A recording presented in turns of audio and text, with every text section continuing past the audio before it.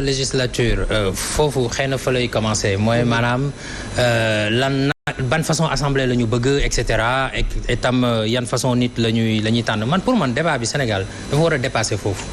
xam nga à la limite tànn ñu am ñoo xamante ne war nañ mën a dem assemblée nationale ça li ko tubaab di waxee béyaabaa mooy li nga xam ne base la loolu moo war a am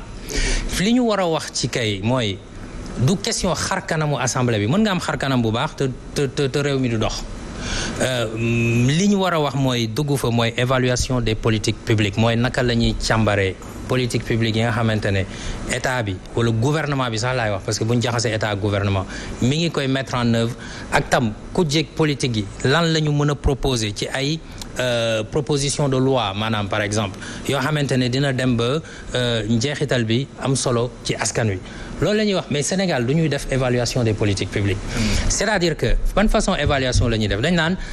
l'Assemblée nationale de contrôler action gouvernement la voter ay loi voter budget contrôler action du gouvernement mais contrôler l'action du gouvernement c'est quoi est-ce que ça veut dire que yow jox nañ la 1 milliard yi fi nga ko dugal baax na c'est bon on a contrôlé jox nañ la quitus jeex na ñu ci bëri que muy pouvoir en place bi ils ont aussi la responsabilité c'est-à-dire que ñoom ñi fi nekk tey le gouvernement actuel li ñuy xalaat di ko wax souvent mooy on gère dans la transparence am na ay manquements yu bëri loolu dinañ ci ñëwaat mais gérer dans la transparence c'est pas suffisant xam nga fa lan la ñu war a wax tey bu nekkee ni que dañ la jox xaalisu askan wi nga ne yow damay proposer telle politique publique ci wàllum wér-gu-yaram wala wàllum entrepreneuriat bu ñu xoolee loolu donte sax sàcculoo xaalis bi parce que sàcc moom kenn warul sàcc loolu kenn warul féliciter nit ndax gérer na sàccul wala yu demee noonu non est-ce que li nga def am na njeexital maanaam efficace na ci kaw li askan wi doon xaar ci wàllum yokkute askan wi foofu la ñu war a teg débat bi te loolu nag amul assemblée législature bi ñu génn amu fa législature bii ko jiitu amu fa woon bii di ñëw yaakaaruma ne ni ma gisee débat bi mu tegu tey lalu ko débat public bi demul foofu xam nga ndax yéen a ngi dégg li ma wax bu baax c'est-à-dire que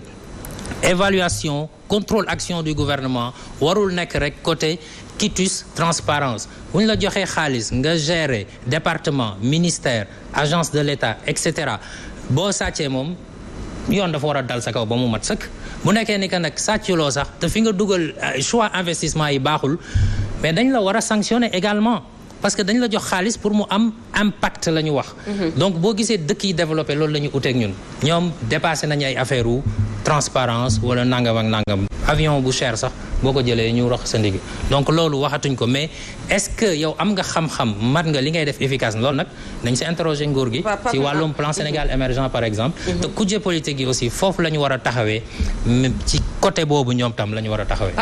J'aurais bien aimé vous voir réagir par rapport ak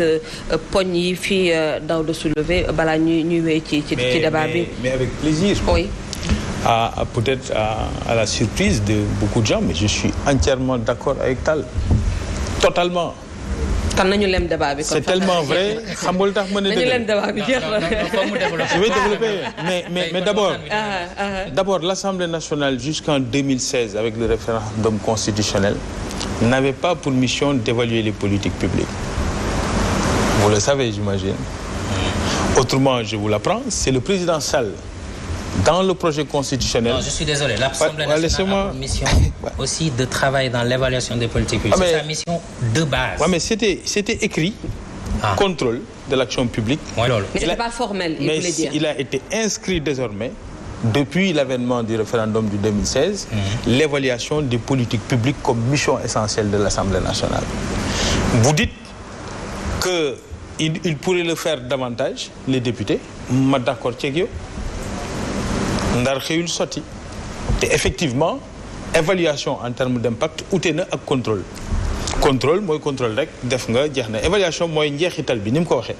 ndax la nga ca def la nga ca doon ut am nga ko am déet sunu assemblée dina fa mës a yegg mais d'abord il fallait que ñu inscrire ko dans la constitution et loolu dès 2016 c'est le régime Benno Bokk Yaakaar qui a compris li ngay wax nii ba tax mu inscrire ko dans le référendum constitutionnel de 2016 mu bokk léegi ci mission Assemblée nationale léegi nag on peut effectivement considérer que ci wàllu évaluation mun nañ def davantage mais je reviens là-dessus parce que dafa am aussi benn fii rek nga gis Sénégal élection législative ñoo di laaj parti ak coalition yi seen contrat de législature amul feneen dem leen seet fépp ci àdduna bi amul fenn fu ñuy laaj nit ay contrat de législature amul. Moi je considère que baax na mais xaw na doon tuuti raccourci. parce que jël nit mu ne la woy dinaa soppi député yi dinaa soppi façon bi ñuy voté loi yi dinaa changer réforme te waxu la soo amee majorité politique lan mooy yéeneem ci wér-gu-yaram lan mooy yéeneem ci enseignement lan mooy yéeneem ci infrastructure ak naka la koy defee loolu piège la de gis nga nag ñi amul gis-gis ci wàllu woowa dañuy bëgg a tënk wax bi ci une partie de la mission ndax mission la aussi que nga gérer convenablement Assemblée nationale mu am des députés de qualité réformer son fonctionnement le consolider comme lorsque nous avons rajouté l'évaluation des politiques publiques lu baax la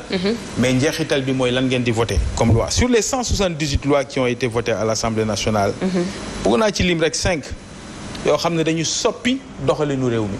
te dafa inscrire ci perspective projet politique bi coalition Benno Bokk Yaakaar porté la loi sur la répartition des recettes issues des ressources des hydrocarbures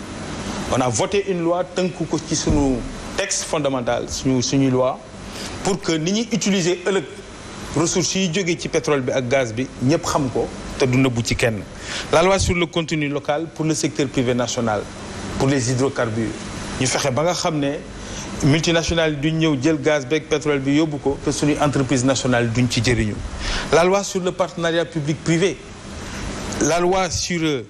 qui crée les tribunaux de commerce et les chambres commerciales d'appel et surtout encore un pas important pour la protection des femmes la loi qui criminalise le viol qui est tout aussi importante lii c'est des lois yoo xam ne c'est des lois essentielles yuy accompagner une vision je rappelle que ci législature précédente l'accès au foncier pour les femmes foofu lañ ko defee woon deuxième législature bi ñu nekk troisième bi ci lañ dugg la loi qui criminalise le viol vraiment taxawu jigéen ñi bokk na ci identité remarquable coalition Benno Bokk Yaakaar d'ailleurs suñu tête de liste Aminata Touré moom